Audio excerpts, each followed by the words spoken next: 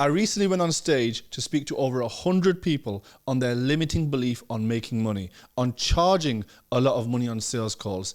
I show them step by step on how to break that limiting belief and how to sell high ticket online. In this video, I'll break down everything for you. Stick around.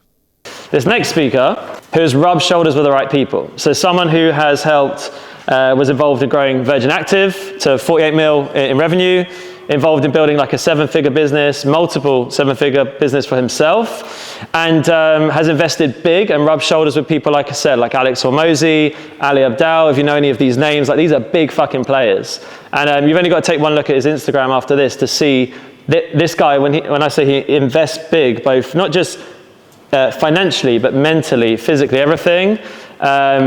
This guy's the real deal. So round of applause for Usman. He's going to come up.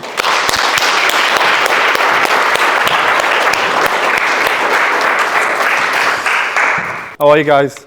I'm going to be honest, I am an introvert at heart, but I love teaching. So hopefully I can do you guys justice today.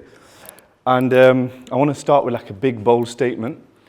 I want to break your belief of selling anything expensive, anything more than £2,000. I want to break that belief that if you've not done it before, just to ask who's sold something for more than £2,000 before for themselves. Okay, so that's good. Only like 1 or 2 people. So today I want to break that belief because there's a mental barrier stopping you, something stopping you, because your coaching is probably 150, 200, 300 quid. You could sell a year, you could sell 6 months, or you could sell it for more expensive, but something's been stopping you from asking for that money, and it's been something in your mind. So I want to like conquer that today. So a little bit of what I've done, I've trained over 1,100 salespeople, I've trained over 100 sales managers, I've trained over 50 7-figure business owners who, these are people who own businesses that are multi-7 figures, and they're trying to figure out how to actually grow their business and take it to 8 figures. What are their bottlenecks? And you'll be surprised, a lot of the times it's actually very similar, because you only have 2 problems in business, the same as Dan mentioned. You have like drama problems or math problems. And a lot of the times it's just in your head, and it's not a math problem, it's just a drama problem. When I grew up, so I grew up in Sheffield, you can probably tell from my accent, I don't sound like a Londoner, I hope not. But there was only 2 jobs growing up. You were either a taxi driver or you were a drug dealer. I actually didn't know anyone in my whole area who did anything different. There was only 2 options. And then these are all the jobs that I did, and some of them that I failed at. I had my first gym when I was 19, 20. It was called Iron Athlete. I failed, I didn't know what I was doing, and I didn't make any money. I sold gym memberships when I was like 21, 22. I did terrible. I think I was like avoiding getting sacked so many times.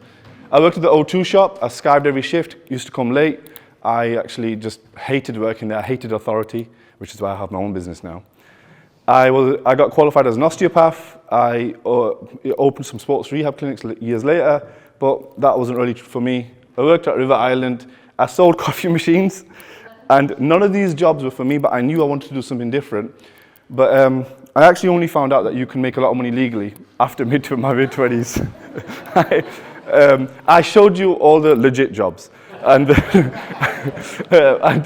only after my mid-20s I found out, you know what, I can actually make a lot of money. And it happened when I moved to London. In 2018 I moved to London, and I was out of my area because I never went to uni, didn't get any GCSEs.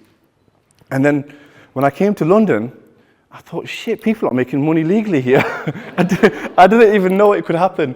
And then when I actually got a legit job, I was really good at it. I was selling membership, and then I was managing sales teams. But what changed, the number one thing that changed was I got trained. When you have a job, you have line managers and managers, and you get lucky sometimes and you have the right manager and they train you. So I got trained and I became really good, and I started managing sales teams and training salespeople for Virgin Active, and this is between like 2015 to 2020. So I spent a long time doing it. And then I spent over 200 grand of my own money over time on my own self-education. Because after you kind of leave your job, the only way to like educate yourself is to buy a mentorship or to buy a course, because once you've left your manager, no one else is teaching you anything. So I had to invest, just the same as you guys have all invested. I had to invest, and then knowledge gets more expensive as you grow your business. So like if you've got a business that makes 100 grand a year and now you want to make $1 million, that guy's not going to charge you 500 quid. He's going to charge you a lot more. So education gets more expensive. The biggest investment I've made is £65,000 to one person to like find out something that I didn't know. These are some of the people that I've like connected with, worked with, and I've invested quite a bit into my own education, and now we are working with a lot of big businesses and big creators, and we train and build their sales teams. This is the invoice from this month, and this is one of the many invoices that we've sent out to our clients, and it was 54 grand for consulting services for our business. And now we send invoices like this out to clients all the time, and it's because I did something, I changed my perception of money. Everyone said that apparently money doesn't make you happy. That's what they all said. And I've now worked out that you've not given enough money away. That's why it doesn't make you happy. Because if you give enough money away, if you make enough money and you find the right causes, you're able to help your family, you're able to do right in society, whatever causes or things that make you happy, then money does make you happy, because then you're able to invest and do the things that it has been stopping you before. And how did I do it? So that's what we're going to do today. And I'm going to show you exactly that. So if I can ask for you to please stand up. Okay, so I just want to ask like a genuine question. This isn't going to be me talking at you. I want to make this quite interactive. So I want to ask you, you can sit down if you don't have a limiting belief stopping you from making a lot of money, you can take a seat. Okay, so you all have some sort of limiting belief from you asking someone for a lot of money or selling for a lot of money. This is a very creaky desk, creaky stage, bloody hell, not that heavy. And so that's what we're going to figure out today. So I'm going to grab the whiteboard and I'm going to write down some of your limiting beliefs, and we're going to work through them one at a time. It's not going to be me talking at you for an hour. I'm also going to show you my entire selling system on how we teach selling and how we teach people to sell for and ask for £15,000, £30,000 to these businesses. So I'm going to take you through that entire model. But first, I want to go through your limiting beliefs so we can actually conquer them together. So if I can grab the whiteboard, if someone can help me. We're going to grab the whiteboard and then we're going to write out some of your limiting beliefs. So if you can just make a mental note and then we're just going to write them out. Let's hope this is not heavy. Is it heavy? Go on then.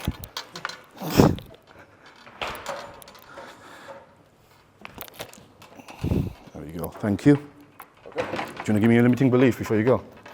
I think I'm good enough. Okay. Fair. Thank you for being honest. Not good enough. I felt that before.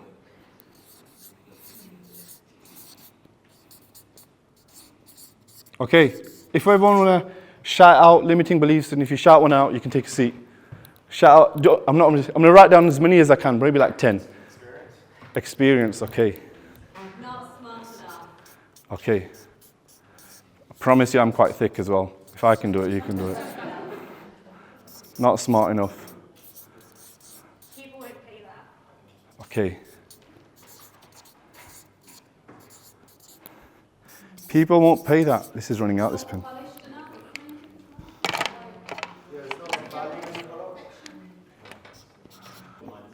Got it, my area. Got that one as well. More? Any more? Not deserving. Got to be jacked or hilarious. I promise you, I've never grown a big social media, and most of my clients have come from social media. So I'm going to go through that one with you because I've struggled with that one myself. Not jacked or funny. Fear of failure. Okay, let's do that one as well. Right, I've got a full page. Is there any more that you've got? I think like a lot of you would be feeling these. Have I got the general consensus of the room? Yeah, okay. If these didn't exist, would you be able to ask for more money? Yeah. Okay, all right. If you want to take a seat, we'll go through these one at a time.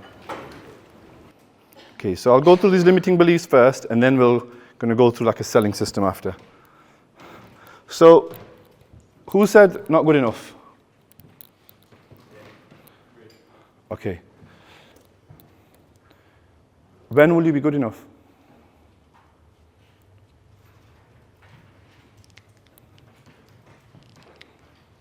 What needs to happen for you to think, right, I'm good enough?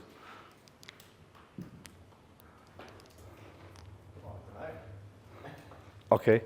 This will cover like a lot of these. think this is, I can't really see it now. I can refer to it because sometimes when clients don't get the results in their rate of what the rate of change is not at the speed that you would expect, you just start thinking, is it me to blame? Maybe I'm not giving enough support, or maybe I'm doing something wrong. So these are the moments when I can kind of refer to that. And that makes you feel like you're not good enough. Yeah, because I think I'm not delivering. So is that an experience issue of you not knowing, or is it you setting wrong expectations? Is it setting expectations or experience? Which one is it? I do believe I'm experienced enough, but then I start doubting myself. Why is this person not getting results? Because, I mean, yeah, that's Yeah. what's this here. Does that happen more often, a lot, or does it happen just, No, it's odd ones out. okay.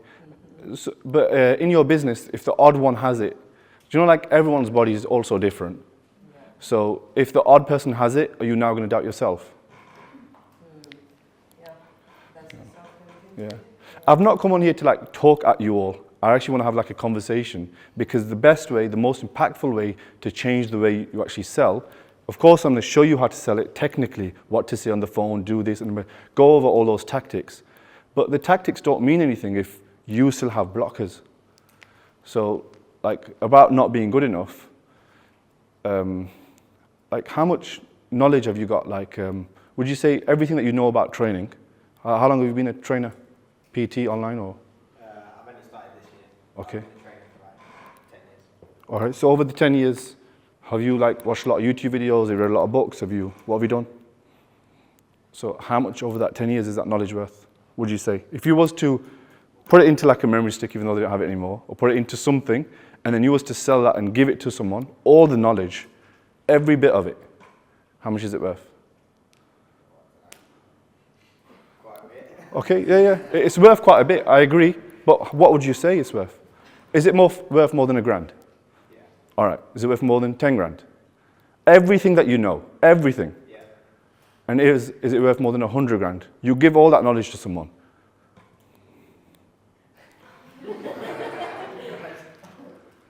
Just put a number on it that you feel confident, like my knowledge is worth that. 50k? Okay. And Actually, no, more than that. yeah, I agree. Yeah, more than that. 10 years is a long time. Yeah, more than that. So how much? I don't know. Do you want to say 75? Yeah. Are you happy to sell everything for 75? Well, everything I know. Yeah, everything you know.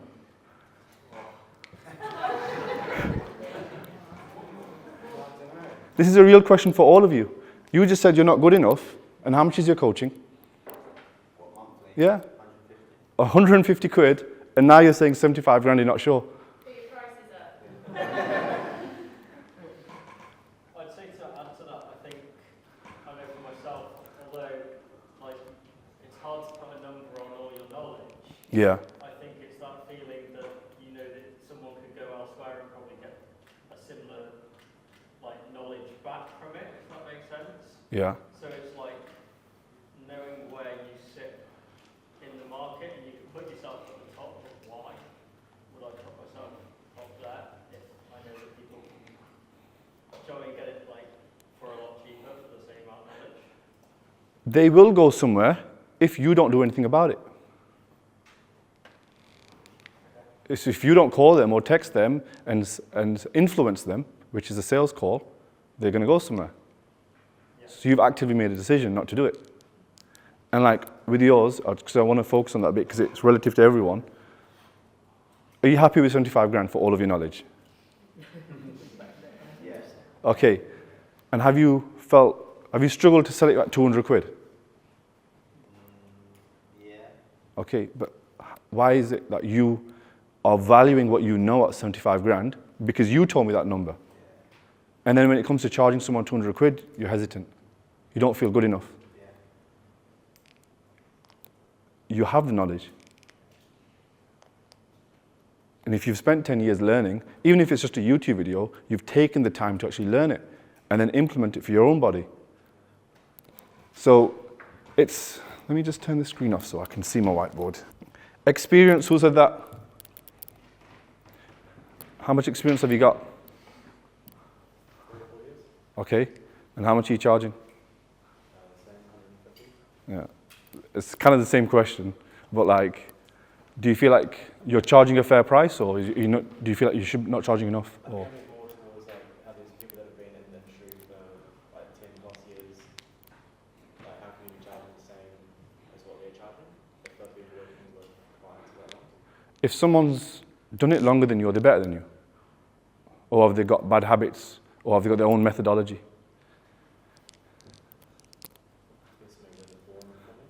Say again? In that scenario, everyone, all of our parents will be making more money than us. But why is it not the case? Do you see how we just put it in our brain? It's not a real issue. We've just labeled it in our head. And then because now it becomes an issue in your brain, it's like now it's stopping you from doing it. Not smart enough. Someone on the back said that.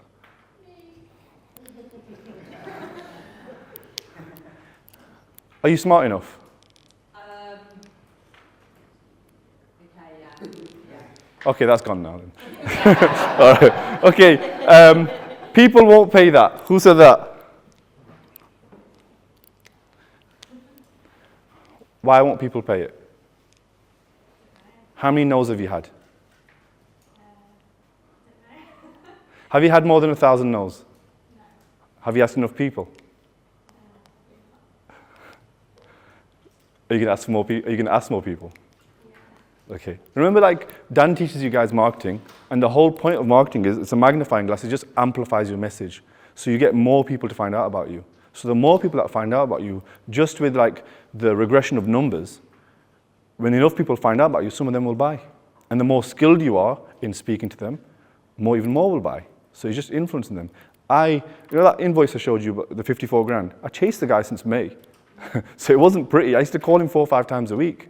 But I had a list of all of our prospects. I'm like, right, going to call this guy today. And he even said, like, Alex will vouch for it in the office. He was like, no one's ever called me like this. Like, we just have to buy from you because we know that you're good. Because if you teach sales like this and you actively do it for your company, we know it's going to be good. My area, Northeast, he said. I feel like I know what you're going to say here. I feel like you're going to say where you need to make a reach to larger cities and not target my area, but I do feel like it's frustrating where I live because I went a month ago. I was like, right, I'm going to trial run Eamon 599 for 12-week program. I spoke to Dan about this, and it was just no, too much, and I was like dropping back to 499. I'm like, is it huge distribution of where I live, like the people that I'm born for, which you know nothing. Okay. How much was it for? Pardon? How much was it? How much was the offer? 599 for 12 weeks. And the 599, do you know, like, within that area, is there people who have spent maybe $1,000 on their body? Yeah, especially like we were just talking about like girls paying for Botox, things Yeah. like this. And So is it your area, or is it, I mean this in a nice way, is it your skill set right now? I think so, yeah. It comes down to that confidence of. What area is it? Where are you from? So I'm from, you won't know where it is, but it's County Durham. Yeah. But Sunderland. I know Durham. Nice. Do you know Merton? No one knows that, really. Dalton Park? Yeah, I've been to Durham. Well, I know a little bit about Durham, but but look, it's obvious. Like, people earn less in Durham. They do earn less, and if they're earning less in that area, logically, they're spending less on things. But there's people in that area who have money still, so it's about who you target. I could kick myself sometimes because I do have a few international clients and they'll go, that's so cheap, I've been paying like £5 a month for a coach over here, and I'm like, Yeah. right, okay, I'll do it. But you did the lowest option, yeah. Helen, you're from Durham, right? You said? Yeah, Merton. yeah, then, And look at what you paid on this, yeah. and you're from your area. Yeah, Does that not just Yeah. yeah, show you that if the right person figure it out? you're right. This is my question. You answered it yourself, to be honest. So, you know, like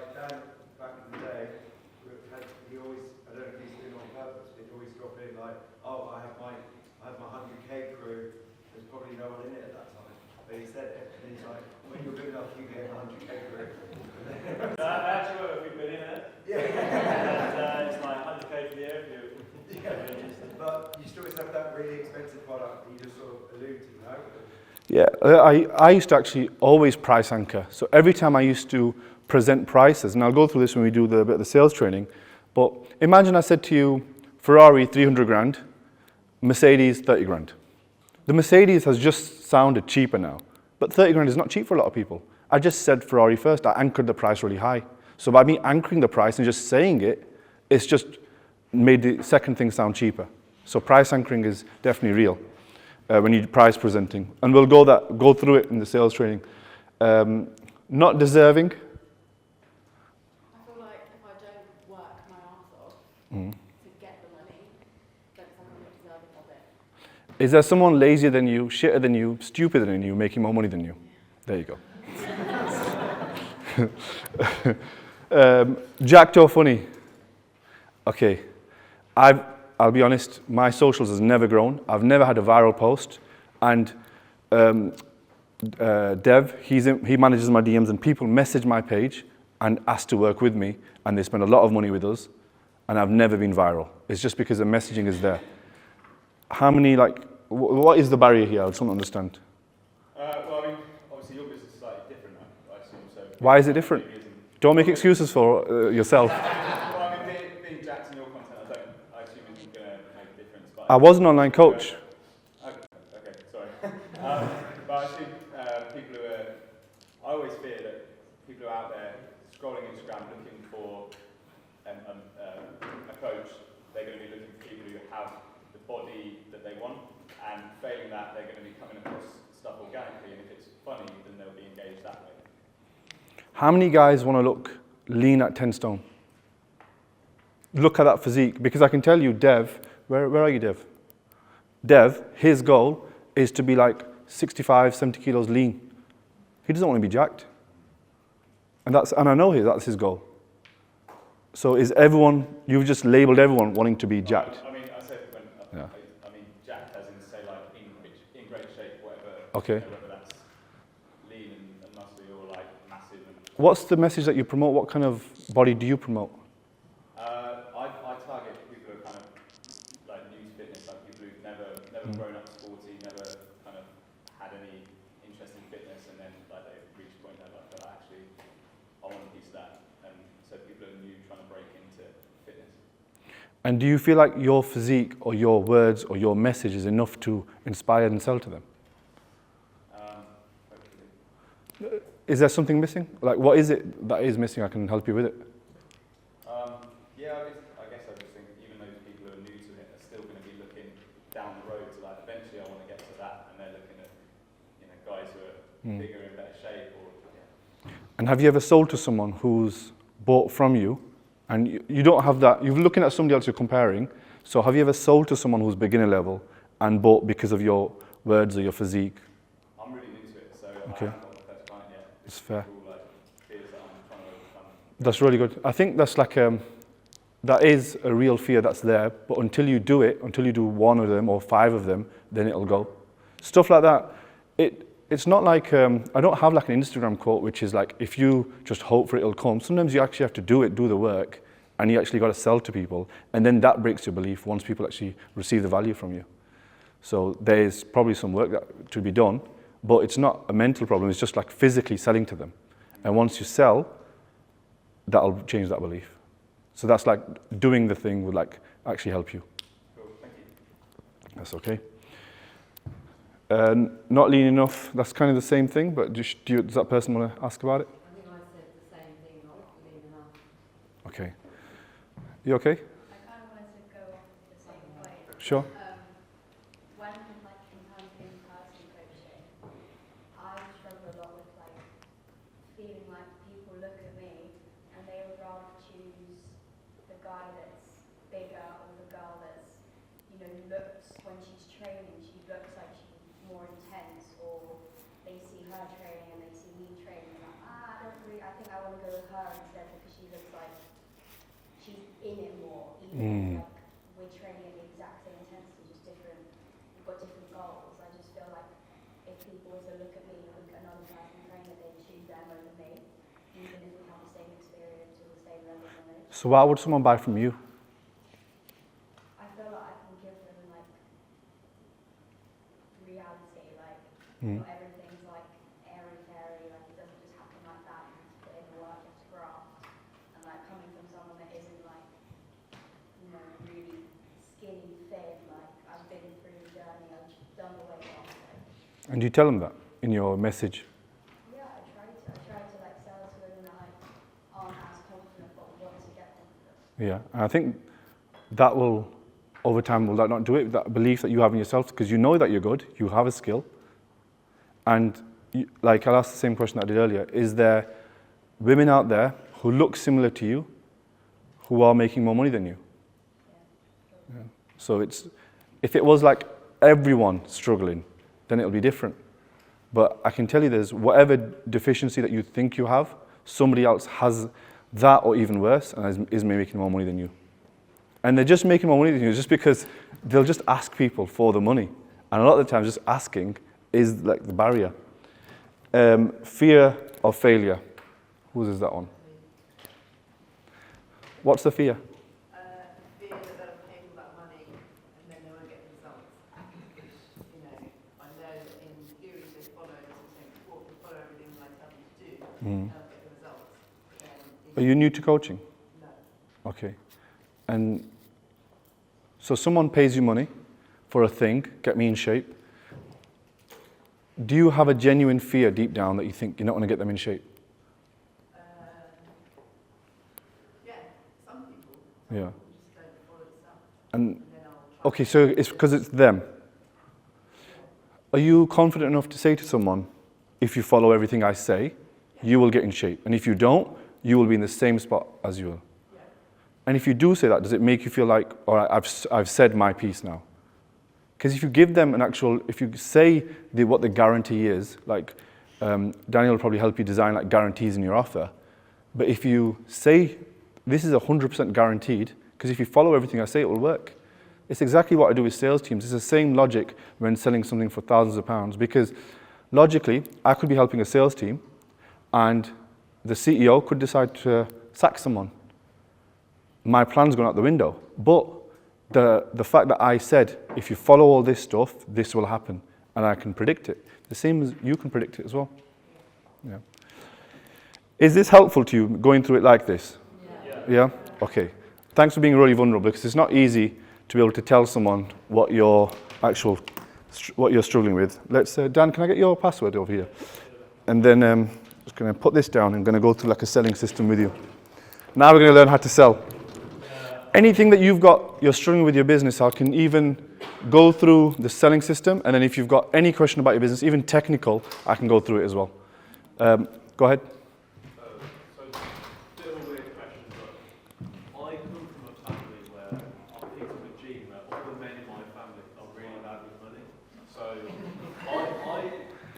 it's weird. I have a weird outlook on money. Like, when I've had a lot of money, it's almost like I don't care. And then when I'm broke, I don't care. And I've done a lot of growing up in the last couple of years, and I think I'm understanding the value and the importance of money more. But what would you say is the best advice for me to get more of that? Like, I have more of a desire to start earning more now. Like, I still live with my mum and dad. I want to move out next year. But is it just continuing that, or have you got anything that can help? What's stopping you from making more money? Being honest, because I think because I've never had money, although I like spending it, and I think because none of like my family's never been around money, like the male role models in my life have never had much money or they've been shit. I don't think you can say it's because of this thing, because someone else who's going to say, I'm chasing to make a lot of money because I had no money. And the next person will say, I'm chasing to make no money because I had no money, so I don't need it. Same situation, different perception. So both people have got a different perspective. It's more like, do you want to make more money? And forget everything in the past, because it doesn't affect anything that happens in the future. And like, if you want to make more money, are you doing the actions to make more money? Like whatever your plan is with Dan, sending messages or posting X times, are you doing that? Are you doing it? Then you'll make the money. It's really simple. Like, I try to make it as simple as possible, because if we just confuse it, nothing ever gets done. It's actually just more action sometimes. Maybe it's a little bit of like work on myself and the fear of failure, because I always feel like I don't deserve to be successful sometimes. Have you failed before? Yeah, but everyone fails. Yeah, there you go. Don't give up. Yeah, you answered it for me. Go ahead, mate. Do you have any tips on like money management? I was speaking to Dan about this the other day, and he said have 2 accounts, a business account, pay yourself a salary. Do you have any like? I'll be really honest. My logic was, if I make so much money, everything will be free.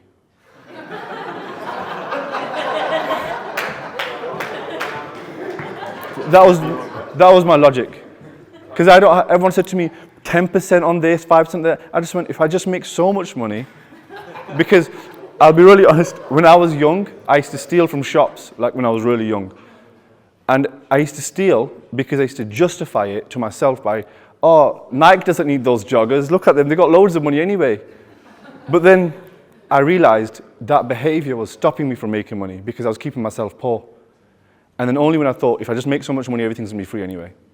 And if you were in my position, where you haven't made like a big amount of money yet, would you be like, so you're saying don't be frugal, just make money? Yeah, that's it. So don't really obsess and like, I'll save this much, save that much. Yeah, just make more money. Go ahead. It's not like money based. I just wondered if you had any, because I've spoken to Dan about this before, but not caring what people think. You know, you like put content out there and you're Yeah. like, I'm such an overthinker, and like people give me like family like unwanted opinions when they don't actually know what they're talking about really. So do you have any Yeah, advice for just I grew up- shutting out all that? I grew up with 2 Asian parents who like just wanted me to be a doctor, whatever, like just like a typical job. I had to actually move out from home to do my own thing. So I had to just change my environment. That's what I did. Like, I can't really say all the time, this is what you should do because your situation is so specific to you. But I just had to move out of what I'm doing. Do you live at home? No, but I'll get like, it probably sounds ridiculous, but I'll get a video sent to me like, oh, I don't like this. And I'm like, did I ask you though? But I don't say that because I'm too nice, so I'm like, oh, okay. Why don't you say it? I don't know. What would happen if you said it? I don't know, like upsetting someone or something. And then would they say it to, after you say it, would they say it again? They've got upset. So they've now got upset. And then you don't have to deal with that like problem, but it's done. What happens now? They're never going to bother you again. You spoke your mind, and I think that might be just stopping you. Because if you don't speak your mind, you're actually being fake because you're not telling them what you think, allowing them to continue to believe like they're supporting you. I think it's like a difficult situation because it's one of the closest people in my life, and she's gone through really bad eating stuff when she was younger. So she sees something where I'm like, I'm trying to help people, and she's like, I don't think it's coming across like that. It's really difficult then, isn't it? Because it's just It is. oh, I don't want that to be upsetting other people, but actually it's a video that ended up blowing up and helped other people. So Yeah. it's that balance. Do You sound quite emotionally aware. You sound quite smart. So what's a really good, emotionally intelligent way to tell her? Just I'm doing it because I'm helping other people. Okay. Have you? Go ahead. Thing is, I've even said like if the stuff upsets you, please unfollow me. Well, the core problem isn't her saying it. It's you caring. The core problem is that you caring of her opinion, isn't it? Yeah. So like, it's not that she's saying it because she's probably always going to say it or think it. But like, if the reason why are you making more money than her? Yeah. Okay. Why are you making more money than her? I don't want to make this just about money because that's not the most important thing, but because this is about work and about your business, the way we measure it is by money. So your business is producing more money than she is, and she's giving you an opinion, telling you what your business is doing wrong. Because take away yourself from it, your business has a posts on Instagram and has a message. And this person doesn't like what that business does. That's what is happening. Because you are a business. You pay taxes as a business, yeah? You're a business. And someone doesn't like what a business does. Why should the business stop behaving differently? Yeah? Does it help?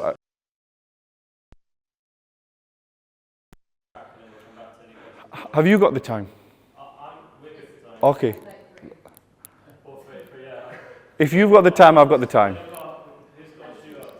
Yeah. Yeah. I have got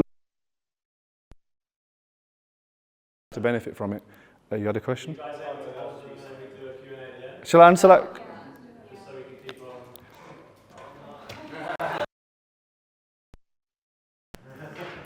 Should we get started with sales? Okay.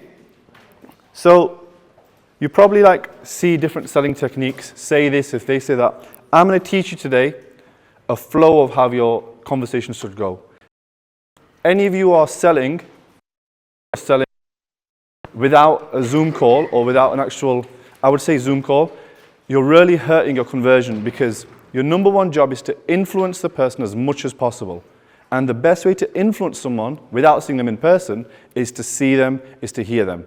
A phone call and a DM doesn't allow you to influence them enough. So if you're giving your prices in the DM or you're giving your prices just over a phone call, before they know what's to get for it, you're never going to be able to influence them enough to buy it. So the key things on any Zoom call that you're going to sell on or sell anything online, it's going to be maintaining your authority. So the way you speak to someone as a coach. I find coaches forget that they're coaches when they sell because they start asking questions like, hey, do you think this is best for you? Maintaining your the coach, and on the sales call, they're no longer coaching. They just forget that they're in a position of authority. Remember, someone's confiding in you to change their life, change their body, and you forget that when you're selling. It's actually the same thing. And by keeping that positioning, you're going to find that people actually respect you more and actually want to buy from that person because they're like, this is the type of person that can genuinely help me.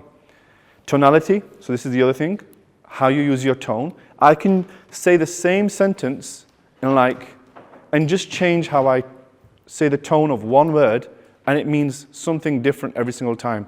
So if I said, I'm speaking on stage, I'm speaking on stage, I'm speaking on stage, I'm speaking on stage, I'm speaking on stage. So every single time that sentence meant something different because I emphasized one word. So just be conscious of how much your authority and your tonality on your calls, how much of a difference it makes. You know when to be softer, you know when to be harder, and you know how to use your voice in certain times. So if any of you want to start role-playing later, we can do it as well. If you ever want to start asking how would I say this if they say this, we can cover that stuff. Saying less, so knowing when to shut up. So when you give the price, you don't say anything. So once you have actually given your price on the call, you now just stay quiet. And I will sometimes sit in awkward silences for 20, 30 seconds, and I'll just look at the camera until they break silence. Because if I say, right, it's going to be 10 grand, and then they are thinking about it before they're going to give me a reply, if I jump in and I speak because I feel it's awkward, I'm just going to hurt their chain of thought. So I let them think. So I never speak too early. And then note-taking, how to take notes. By the way, at the end of this, if any of you give your email to Dan, I can email you an entire sales training course, which is absolutely free. I used to actually sell it for thousands of pounds, so I'll send it to you all for free. You'll get free access, and it'll go through all of this stuff in a lot more detail with a lot more specific videos and documents. Not a problem. Okay, so the first thing that you're going to do on a sales call is introduce yourself.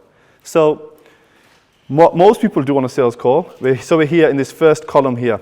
What most people do on a sales call is they'll jump on and say, so how's the weather where you are? And they'll start asking garbage questions about, they think building rapport is asking obvious questions.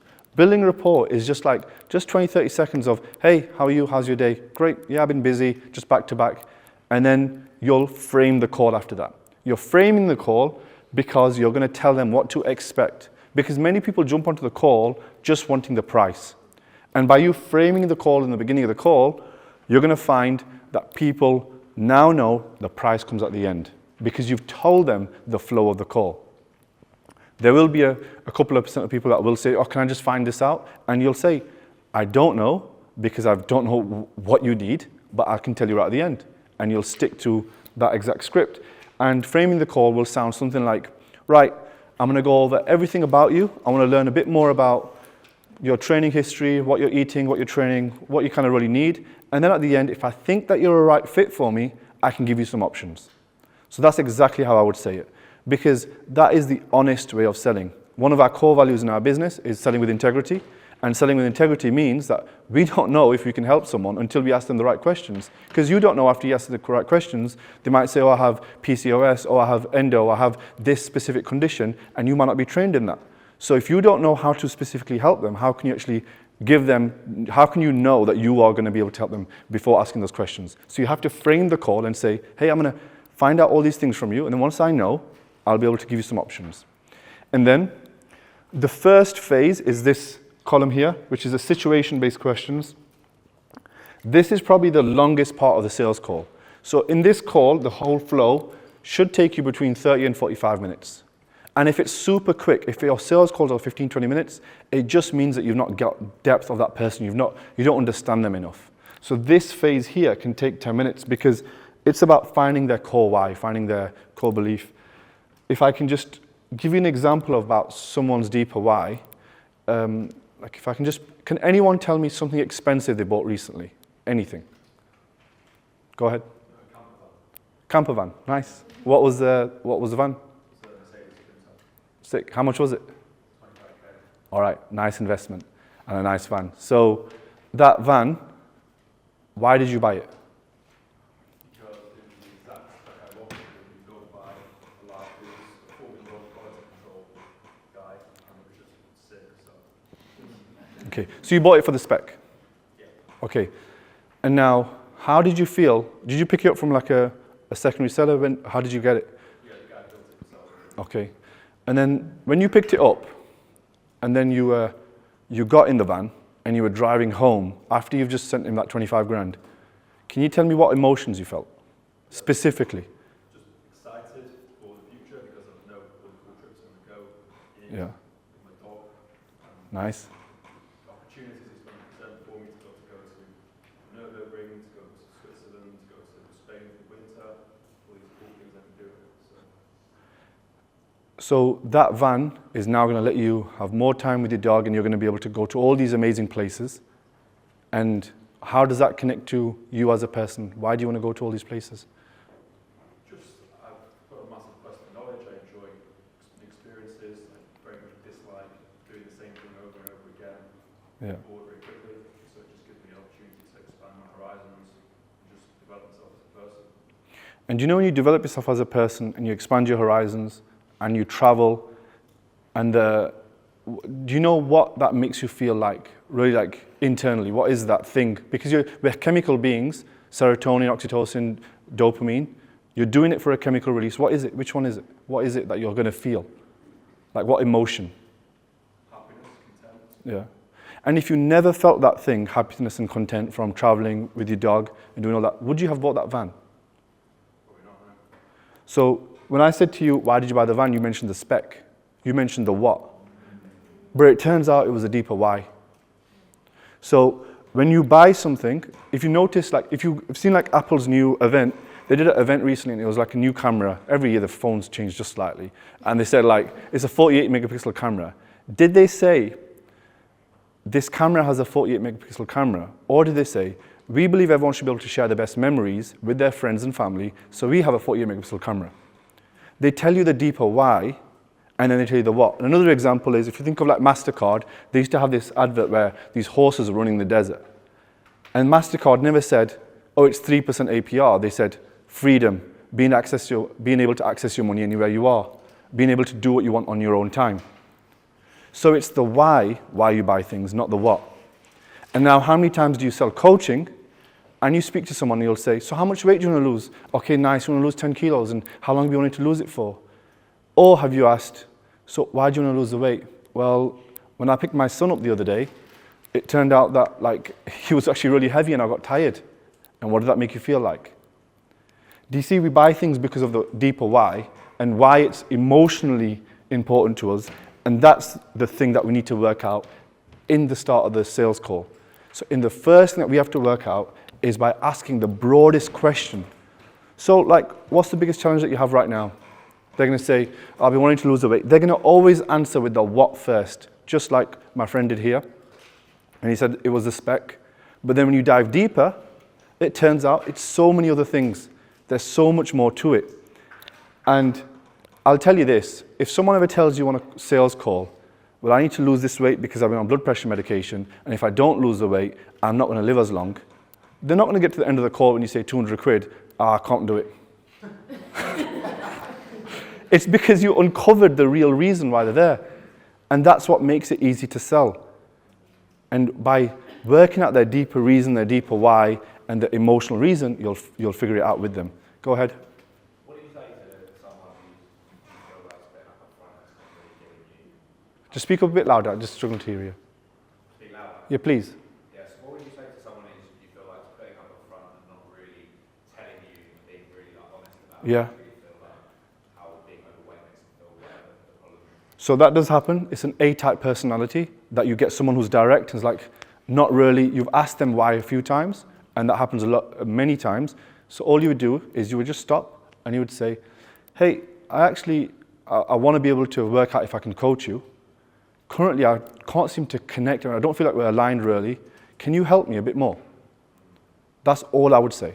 And I do that all the time with serious business people who have businesses and a massive ego, and I have to be able to stop them and find out. So there's a way to stop and ask them. That's okay. Go ahead. Even when that happens and they're still obviously backtracking, you can see that, would you then be like more direct? Then might be the question, like, you've got to be open or otherwise it's not going to work. There's a time where you know when to be direct. So like, the more emotionally intelligent you are, the savvier that you are with your words, you know when to be direct. So you can even say, when someone isn't cracking, you can say, I feel like I have to be more direct with you. Do I need to be like, I can't seem to understand you. You can just say like how you feel. And it's so easy to break people down that way, through emotion. Is there any other questions? Carry on. Go ahead. Saying, I feel like sometimes say, I feel like you're holding back, and actually say that to them, I feel like you're holding back. Can you explain a little bit more about why behind it? Sorry, just explain your question a bit more to me, please. No, it's not a question. I say sometimes I find that it actually saying, I feel like you're holding back Yeah. to the person. So you feel like they're not really telling you the true reason? Yeah. I can tell you a lot of the times it's your questioning. Because let's say you ask a question and there's a block and you don't get the answer. The better you can ask questions, the more you can find out. So it is really about asking the right questions. And also, if you've said to someone, so why did you book this call today? And they say, oh, not sure really, just wanted to just find out what you do really, because that's what they might say. And then you'll say, for me to be able to help you, I need to find out everything from you so I can work out if I'm even able to coach you. And then by you saying the right words, you can influence them to open up. Go ahead. So obviously, like, we're taught about going through the objection route, and you're guaranteed, you feel like, oh, 100% this person's going to sign. You've gone back round a few times, and they're just playing that I can think about it, but you've got some real solid things to kind of challenge them on. Objections will come later. Objection handling. Yeah, objections come because there's two types of objections. There's an obstacle and an objection. Can you give me a potential obstacle that or objection that you had before? I want to think about it. Okay. To go back over my finances and think about it. How you reduce that from happening is remember, up until you give the price, it's a consult. After you give the price, it's now a pitch. It's now a sales call. Because the dynamic changes, the power, the ball's in their court once you give the price. So before I give the price, I would often ask, is there anything that you need to think about or that's not clear before I go over the different options with you? And then a lot of the times they will say, no, everything looks great. And now by them saying that to me, now when I give the price, if that does come up, then I can say, just before I gave you the prices and the options, you said everything was great. So what's happened right now? But I'll go through that with you. Say that one more time. You said, is there anything you need to go over before? So just before I go over the prices with you, is there anything else that I need to cover? Is there anything that doesn't make sense? Yeah. And then that will often just crush anything because they'll say, no, everything looks great. Or they'll say, oh, what about this? Often that does happen. And then because you miss something a lot of the times, it doesn't come up later on. Okay, so before prices and Yeah. And I'll even say sometimes before I give the pitch, before I give the prices, I'll say, is there anything that could even stop you from working with us or working with me or changing your physique or your goal? You would insert their goal. And they would say no. And if they said yes, you go through it before you give the prices. It's all questioning. So now we went through the why. By the way, I might be overrunning on time and it's 10 to 5. Do you want me to speed up or do you want me to go through it in the same pace? Same pace. Okay. Then, once I know their pain and their deeper why, just like I spoke about before, now I'm going to learn about their previous history with that pain. So I'll say, okay, so how long has that been going on for? Can you tell me a bit more about it? So I'm asking for more history about that thing. So if they was to say, well, I've been wanting to lose 10 kilos. Okay, so, why do you want to lose 10 kilos? Well, recently I went to the gym and I felt like this and I took my shirt off on the beach and I wasn't confident, and they give you the real reason. And I say, how long has that been going on for? So I get the history of it. So I get them to talk about it. And once now the problem has come up to surface level, where they want to go. So I'll say like, okay, so where are we trying to go? What are we trying to achieve here today? And then it's probably the opposite of what their pain is. Speak where they want to go. After that, we move on to solution awareness type of questioning. So we've covered their current situation. Now it's their solution. So this bit is what most people, a lot of the times, they miss. So it's about finding the gap in their knowledge and breaking their beliefs through questioning. So here I'm asking, so what kind of things have you tried? And I've tried keto, I've tried this, or whatever they've tried before. So what kind of things have you tried? By you not asking this, is they might say, you know, I'm just going to give it a go on my own first, and then I'll let you know in a few weeks. Have you ever heard that before? No. Yeah? And that happens because you didn't ask the question.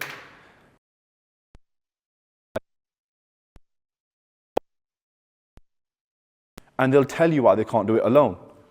Therefore, in the end, that never comes up. Handle an obstacle rather than an objection later through questioning.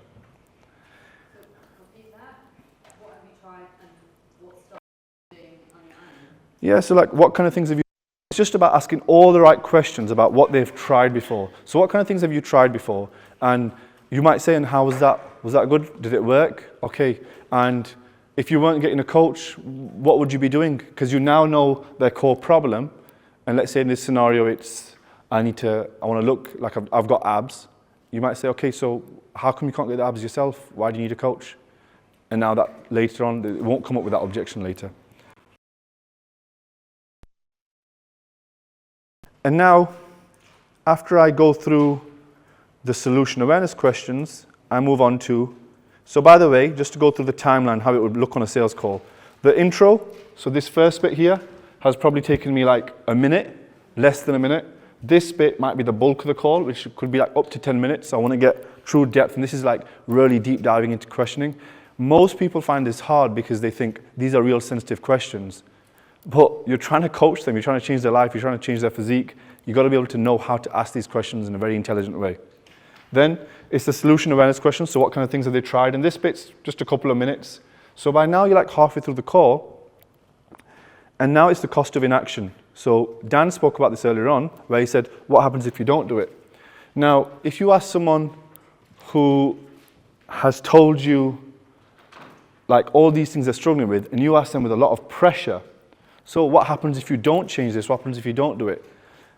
that could unnerve them. They might feel like, oh, that's a bit of a strong question because you're trying to sell it to me. But there's intelligent ways to ask this, which is like, so what I would just say, which is cost of inaction. Is there anything stopping you from doing it? Or why are you not doing it yourself? And they will tell you themselves, well, I'm not doing it myself because of this.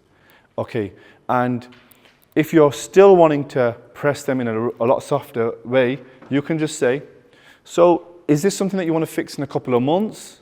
Or is it something a bit sooner? And they'll say, no, I want to fix this a bit sooner. And you've not pressurized them. And if they do say, oh, I want to fix it in a couple of months, you're able to say, okay, because you mentioned that, insert their pain point. Is this something that you want to leave till later? So you just ask the right questions. You with me so far? Yeah. And you might ask the question like, so why now? You just got to be, there isn't a clear script in every sales call because every conversation is so different. This is why I give these guardrails so you know how to ask those questions. And it's just about saying, why now? And why would you do this now? Why act now? After that, so far on this call, you've asked all the what, why, when, how questions. And now it's your time to talk because you've asked all their questions. Let me just scroll up this a bit more so you can see it.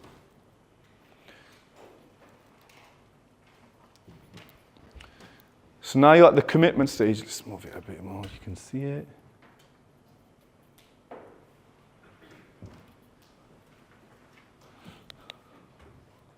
God, it moves around so much. So this is now the promise and the pitch that we've come to here. So you found their cost of inaction, and now the promise and the pitch, I make one bold statement. So before I start talking, I just say, right, okay, the number one goal is to achieve this. So I make the statement of what we're trying to achieve, and we do this so they have clear understanding that you understand them, and you're both on the same page. So you promise what they will achieve. So, okay, so the goal together is to lose this 10 kilos. Or, so just so I understand, before we go through the different options, the goal is to achieve X. And they'll say, yes. Anything else? No, that's the goal. So now you know together what the goal is. Go ahead, mate. Would that be more of a quantifiable at that point rather than like the point? Sometimes you can't quantify confidence and a feeling and insecurities. But if you can quantify it with numbers, it makes it a lot easier. So if someone said, I was feeling really self-conscious when I was on the beach last year, and I don't want to feel like that again, you would break it down and say, so like how much weight do you need to lose? Okay, 8 kilos, and do you think we can do that in the next 10 to 12 weeks? Because usually in my experience, that's how long it takes. Okay, great, so it'll just be 12 weeks to lose that weight. If you lost that weight, would you then have your confidence back? Yes, and then now you've quantified that feeling. And then I will explain the next steps. So once I've made the big promise of where we're going, I'll explain, okay, so what you want to do with your program, do you guys have like a big pitch deck? I get rid of all sales decks and pitch decks. I just have like 2-3 things that I show. So I'll just say, just in 3 simple steps, this is what I do. And I'll make a really generic one for you. So in my system, I do diet, training, and nutrition, and we'll go through all of these systematically, and this is the method for all of it. Because on every sales call, you're selling 2 things.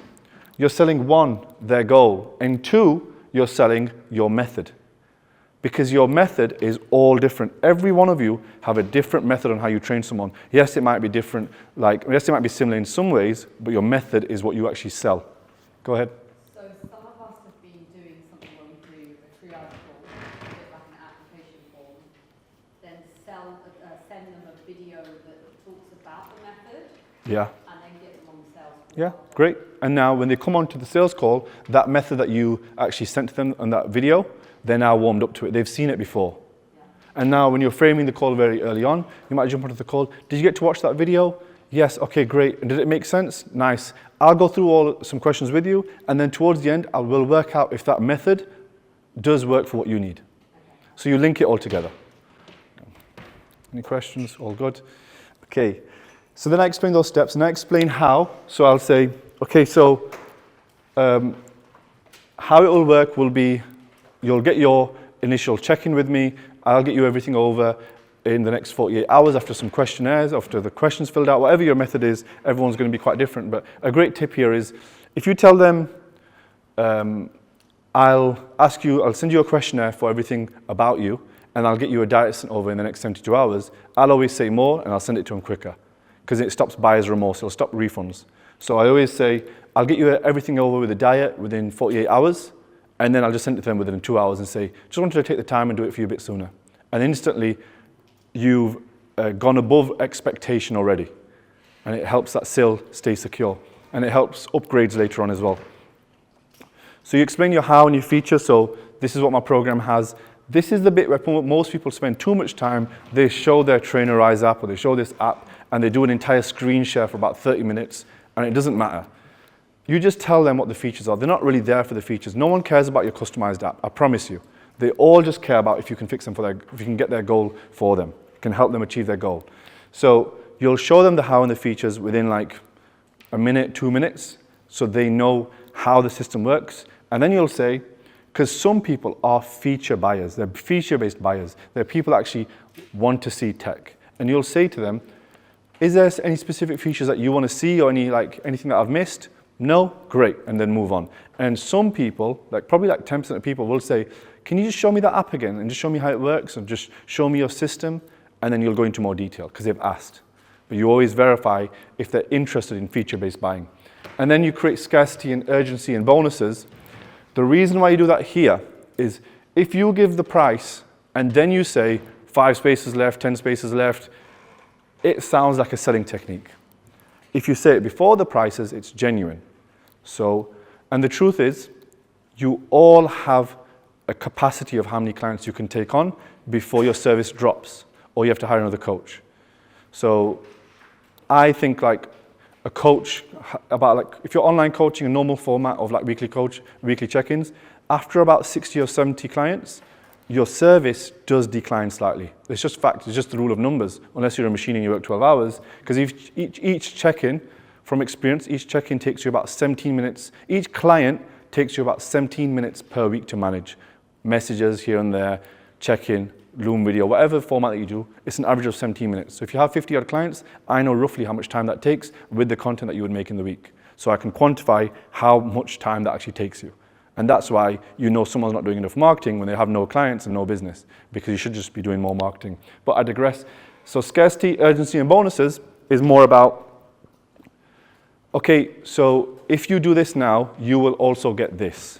And you add bonuses in. You say, like Dan, if he was running this event, he's able to, and if you were selling to someone last week, he's able to say, if you do sign up now, I do have an event next week that you can come to. The event is worth X amount, and you'll get that for free. He's able to throw things in because he has bonuses. So think about things that are valuable to your audience, valuable to the people that you work with, and add those in as bonuses so it creates enough urgency when you get to the price presenting. So it's also in the back of their mind, there's also something else that I should be doing it for. Go ahead, Dan. How would you frame the scarcity of the urgency bit? Is this like, I've got 3 spaces left in the program, so if you sign up today? I don't really say like spaces, because I think it sounds, people see through it because the market's more sophisticated than it was years ago. But what I would say is, I have a capacity to do this many people at a push, or you would come up with scarcity in a specific way to them. And scarcity doesn't always mean your spaces. Scarcity could be based upon their goal. So if they have said, I've got a wedding in 6 months and I need to be able to get ready for it, I would mention then, okay, so we have got 20 weeks before your wedding, because we've left it a bit late, so this is the time that we've got. And that's mentioning their own goals is how you create that urgency a lot of the times, and that scarcity. So I do scarcity based upon their goal rather than my limited supply. And now, after I've shown them that bit, remember so far in the call, it was them doing a lot of the talking, you asking the questions. You've now done a bit of talking for about 5 or 10 minutes and said what you offer, how you actually do it. And then you'll get the commitment stage. So some people do like a temperature check and say, out of 10, how ready are you? I don't really say it like that. What I would say on the feedback-based question is, when I move on to the commitment stage, it is, so based upon everything that I've shown you today and we've discussed, does everything look right for you? Is there anything that I've missed? No, great. Is there anything that can stop you? Is there any barriers that you've got? No, okay. And if there is, this is perfect because now you have them before giving the price. And then you'll paint the picture, and this is the big statement that you give before the price. You'll say, great, and this is why belief was so important, and I wanted to cover that early on, because this is where you're confident in your services as a business to say, okay, by us working together, in 12 weeks, you will achieve X. In 16 weeks, you will achieve X. And you paint the picture of how it will look. So you will say, 3 months from now, the holiday that you mentioned, I know for a fact that you will be on that beach and you will feel amazing with the work that we've put in. And as long as you've put the work in, which, are you happy to do so? Yes, I'm happy. Great, then we can go through this. And now you've painted the picture of how it would look. You've got their commitment and painted the picture. Then, it's a price presentation. So I present the prices, and I actually might do the price anchoring method. I just have a couple of options there. What I do is, if I'm selling, I'll write out the options. So if I was selling coaching, let's say you did 200, and then it was a 6-month option, I would have something more expensive. So you would think, what is more that I can do? What more can I sell? If you need help with that, we can speak about it later. But I would different options. The best thing that I offer is this. The second is this. Which one works better for you? I would give 2 options a lot of the times. You might have 3. You might have a one-off plan for 50 quid, but you might have 3 options, but you'll only ever speak about 2. And then you'll give them an alternative close and you say, which one is best for you? Is it this or that? When you make it more about that, you'll hear in their voice straight away which one they're leaning towards, and then you'll push for that one. You'll say, great, I do think that is the best one for you. Should we do that one? Great. Go ahead. Just coming off of that, like I know earlier when you mentioned about when you say the price silent, say the price, then this, would you say the price? So I show the prices and I say, let's say it was, I can do six months at $1,000, or every single month it's 200 quid. Which one works better for you? Okay, cool. Quiet. So you don't have to say 599 silent. You can give it this or that after you said the price. Yeah, I present the prices and I stay quiet. Yeah. And I actually miss. So after I paint prices, I say, so where would you like to go from here? And I say that phrase all the time because then they'll say, well, I need to know how much it is, or how much is it? Because they'll always ask. And I want them to invite me in because if I just throw the prices on the screen, it's a sometimes. And I want to create that like stability on the call where it's like, so how much is it? And now it's like, okay, I'll show you. So the flow of the conversation is so much smoother because you've asked to be invited in to get the prices. It's not a big shock. And now objections will come up probably like 40, 50 people. The thing here when you get an objection, voice, you don't change your demeanor, you don't change anything. And that comes from experience.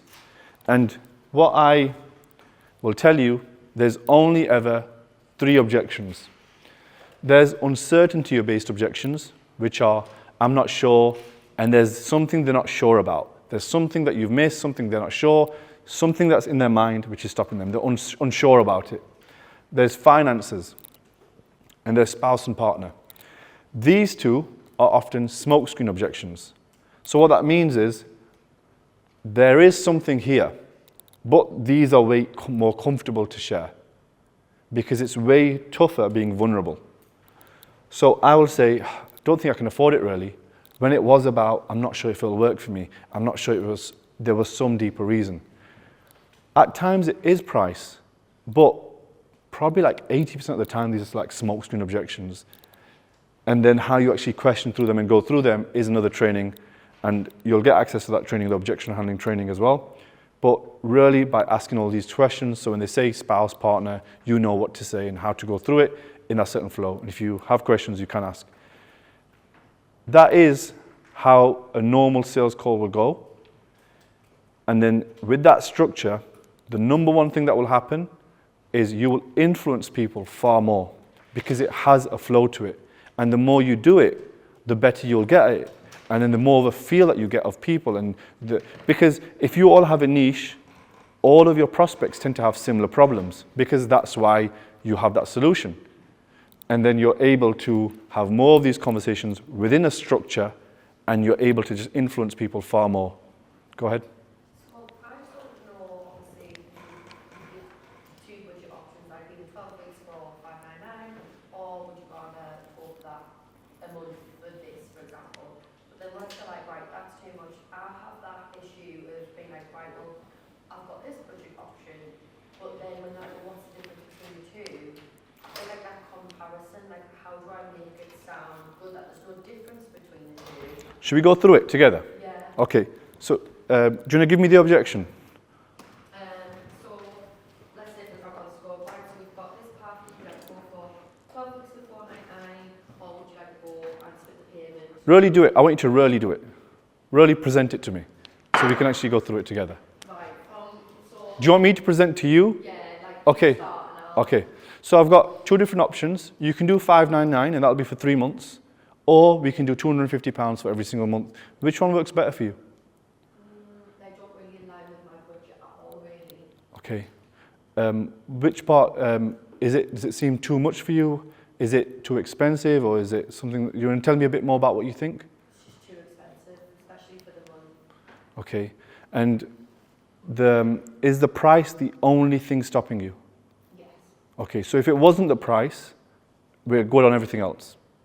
Yeah, literally just the budget, that's it. Okay, and then you mentioned that your goal was to get ready for your holiday, and so that you wanted to like lose like the 6 kilos. You mentioned like how you felt last year on the beach, and this year you wanted to feel how you felt.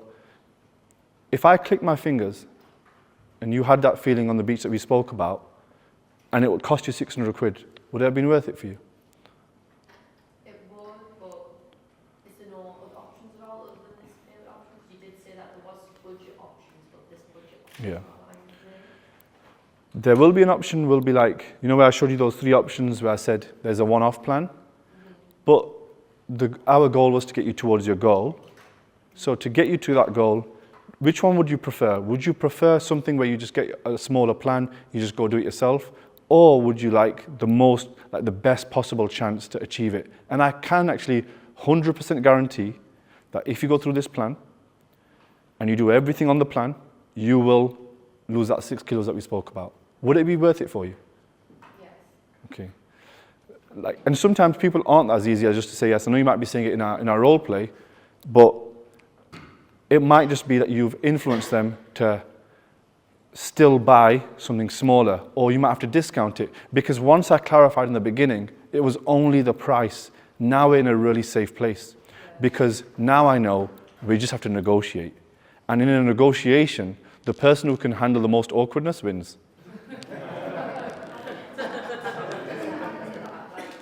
say for example, you go back down the path that you've given them, and then they're like, right, I want this through. But then like obviously you basically say like, don't go in detail to the actual package, just state the numbers, and then touch on how you've just said there. Well, do you want to go down that route, just do it on your own, like following a program, or you want to go down that path of like actually seeing real success that you're reaching your goal, not going into detail. Because I break down the package, I think sometimes I can lose that connection of someone. Like, do you know what I mean? And Yeah. so what's the difference between the two? And like, well, I'm going to go for the cheap one because that one sounds just the same as that one, just I'm not speaking to you each week. Do you know what I mean? I just tie it to their deeper pain point. You know, when I got their deeper why, if I got enough depth in the beginning, the price just becomes less important. Right. Because, like, there's a guy out there who earns £1,200 a month and is going to a fancy-ass gym paying 150 quid because it makes him feel good. Because it was important enough to do it. He can't afford it, but it's important enough for him to do it. So it's just about, like, if there's enough of a reason, they will buy. Yeah. It's not, some people, generally, money is tight for a lot of people, but if there's enough of a reason and you've brought that to the surface, you will massively increase the chance of them buying. Right. Thank you. It's okay. Go ahead. Is there any chance from the cost of inaction-based questions you can just go through how long you spent from that bit? Because my sales calls, I know they're too long, And if someone's really going like on and on and on, I don't know how to cut them short without it seeming rude, Yeah. but knowing that I've had calls that have been like 90 minutes before. Yeah. So the call will be overrunning for two reasons. One, because you don't have a flow to it, so you're not going through it in phases. And the second reason is most people end up coaching people on the call. So what they do wrong is, right, you don't want to be doing that. What you should want to be doing is, because they want to be showing their knowledge on the call. And by you doing that, the call just extends. And you don't actually need to be coaching them on a call. And that changes the dynamic of the call. So commonly it's that. And the cost of inaction question you had was? No, just from, you said how much you spend on like each bit up until that point. So I just wondered. I don't want to make it so time constrained for every section. It is a flowing conversation, but it is like, let's say, 2 minutes here, the most amount of time here, like 10 to 15 minutes here, but like at least 10 minutes. This section here, these two, will be like 5 minutes. The pitch is less than 5 minutes because I don't want you talking forever. One question also to Ashley. You're marketing at women that are business career-driven women, so don't be scared to ask them for more money because they probably earn more money. That's just when you say that, it made me think like they're aspirational, so don't be scared to do that. But the last column is the question second from bottom. Is about questions, feedback questions. What I sometimes find is when I get into feedback questions, they'll just go, I just want to know the price. And then after that, I kind of panic. And I feel like when I'm painting the picture, I feel like they're just sat there going, yeah. Just tell me the price. It's like they kill your vibe. Yeah. It's really hard to then sort of like, then I feel like I'm selling in a way that I don't want to sell, whereas up until then, I even put them in my calendar, this might sound corny, but I put them in my calendar as explore calls. I don't put sales calls. So it's about exploring whether they're right for me and them. And the minute they Let's do it together. Yeah. So, what's your name? Heather. What's your goal? Lose weight. How much? Loads. Okay, so Heather, I showed you how my system works and how I get women just like you to lose weight. And we spoke about you wanting to lose 10 kilos. You definitely can't lose 10 kilos. But I spoke about how we can lose 10 kilos. And you said that you wanted to do it in the next 12 weeks. Did I get that right? Yeah. Okay, so I showed you all the system and everything, how I actually work with my clients. And you mentioned like how you found me from Instagram. Everything that I showed you, does that seem right? Yeah. Okay, and I can guarantee you, are you going to interrupt me? I was waiting for you. Should I? No. Yeah, because I thought you were going to interrupt me. I would do, but how much is it? Okay, so is that for the coaching? Yeah. Okay, so for the coaching, where we're going, and I just carry on where I was. That's it. Because I just say, yep, great, it's coming, and I just say the pricing.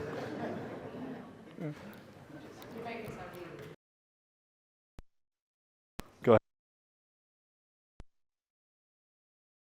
Earlier where they're telling about our barriers and you were basically asking questions that made us answer our own disbeliefs. When we get to the part of the call where we're like, what's stopping you from doing it alone? Is there not the risk, or how do you handle it if they're like, oh yeah, maybe I don't need a coach, maybe I can do it alone? Yeah, and if they do that, you found that out earlier on rather than later. And if we go through that, because I want to make it practical, I just don't want to say stuff and then you guys turn away and don't have to apply it. If you say that to me now and say, what's your name? You said you want to gain 5 kilos of muscle. I wanted to ask, do you think we can, is anything stopping you from doing it alone, or is it something that you want to coach for? I guess I'd probably achieve it faster with a coach, but I've not really tried on my own. You never tried? No. And do you think it would be better to do it with a coach so you have the blueprint, or do you think it would be Probably better with a blueprint. Okay. There you go.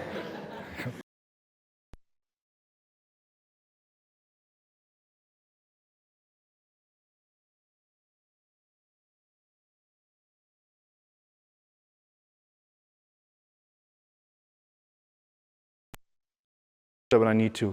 I can, if I need to, if it gets emotional, if it gets to like them already opening, I can go even more and I can move my body closer. I have so many more ways and touch.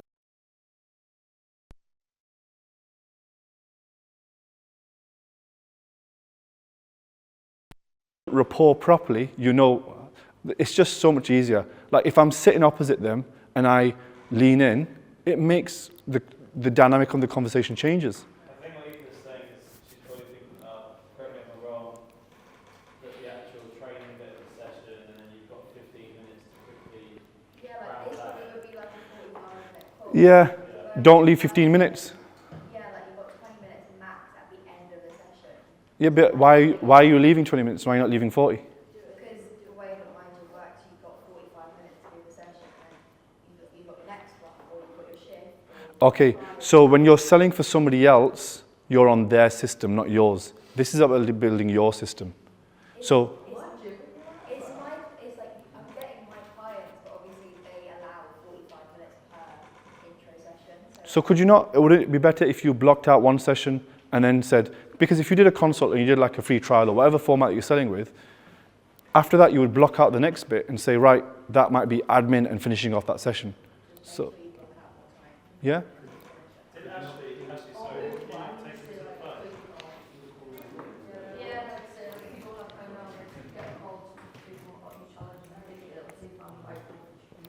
Ashley, can you share what Yeah, so either I would do a taster as a taster genuinely, and I would touch on some of these points throughout the whole thing, then sell them on the phone.